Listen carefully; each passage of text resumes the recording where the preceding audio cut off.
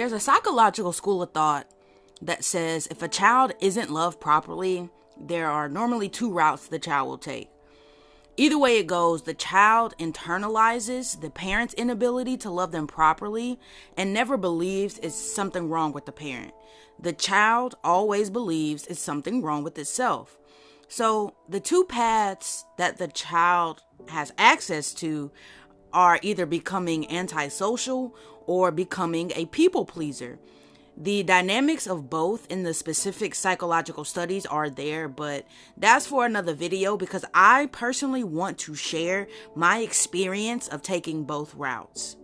Peace, family. I'm your host, Guruji Chastity, and today I want to share the greatest lesson I've been able to extract from the pain of my mother wound. Most of my life, before the age of 25, I was antisocial, believing that my mother didn't like the real me, and so you sure wouldn't. Growing up, I was always told I had a bad attitude, and that's why my family didn't want to deal with me, and that would be why other people in the world wouldn't want to deal with me. I'm learning now that what my parents were experiencing was my knee-jerk reaction to having my feelings hurt or being emotionally uncomfortable for the first time as a child. So growing up until I was 25, I was very antisocial, very angsty, standoffish, and downright passive aggressive. Just like an ornery old lady to those who hadn't gotten a chance to get to know me. I lost so much, and by that I mean the women in my life. The women I dated growing up seemed to be the only place where I could experience what I perceived to be was validation and acceptance, because I disliked myself so much based on what I internalized up to that point about what my mother didn't seem to approve of or accept about me.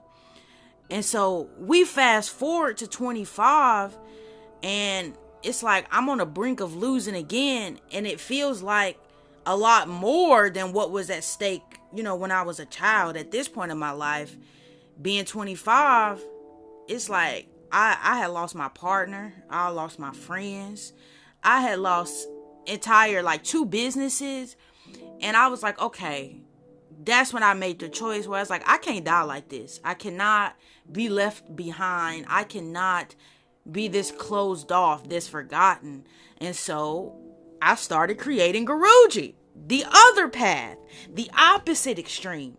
The person who wanted to be seen, who wanted to be heard, who wanted to be supported, in order to bridge this gap between the disconnection and the isolation I felt with others and that I felt with myself. But we fast forward to now, and it's such a hard pill to swallow that Guruji is not chastity. Guruji is a characterized, extreme expression of my best qualities. And in fact, Guruji did not heal chastity. Guruji gave space for chastity to experience joy, to snap out of being small and cold and passive aggressive and ornery and angsty. But Guruji didn't make things better, or all the things better, and just wash away for chastity. And that's what I thought would happen, and I think that's what people saw in me. Guruji Chastity is a person who's healed and done the work, and she fine and all of this external positive stuff, but in reality, I am doing the work. And the only reason I'm able to share it is because I die a lot.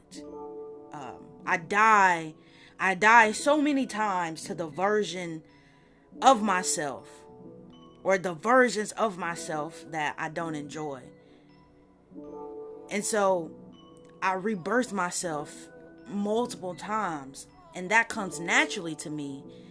But that's simply because I inherently feel like something is wrong with me, stemming, from those original internalized beliefs about myself that I've received, or that I've internalized from my childhood experiences and my childhood trauma. which to me, that makes perfect sense, because dying has seemed like an easier route than living at times for me. So it makes sense to me that I wouldn't find an issue with killing parts of myself that I deem bad in order to be good, and then showing that and putting that on display for people to say, hey, look, I'm a good person. And what we're seeing and what I'm sharing, what my vulnerability is showing up here to say, is that what my true work is bridging the gaps between the parts of me that are just naturally good because I exist as a human being, and not because I've done something to make myself more likable. So today's video is an outward expression of me debunking the myth that I have something to be ashamed of, because this is the ride that I took to get me here. And it's a public declaration to myself that I am proud of who I am and who I will become from this point moving forward. And I have no reason to be ashamed about the way I've arrived, as long as I show up, and it's quite ironic that this is a part of my truth that I'm ready and willing to share right on the cusp as we are experiencing the cancel culture of Jay Shetty. As someone who is a self-proclaimed healer, spiritualist, somebody who's helping people, and it could be true, and it is true, because I've listened to his work and it is helpful. He's saying things that have wisdom in it that can impact your life for the better. But there could be something, it sounds like, in a mix with his ego that drew him to the exhilaration and to the feeling of helping people without expressing himself that I am in the work of helping myself as well. And sometimes as a healer, when you aren't honest that helping others is helping you do your work, you can get caught up in the external validation. You can get caught up in the accolades. You can get caught up in just the exhilarating, intoxicating feeling of helping other people, and not maybe helping himself all the way. And so I say that about Jay Shetty, as I say this about myself. Allow room for grace. Very much so. Don't be listening to everybody. Don't take everybody's advice all the time. Take what you need, leave what you don't, and then leave the rest up to God. Leave the rest of what everybody else got going on, leave that up to God, because we are all doing our work and we all deserve love. So until next time, I love you. Peace out. To me, nice. Get the motion. Yeah.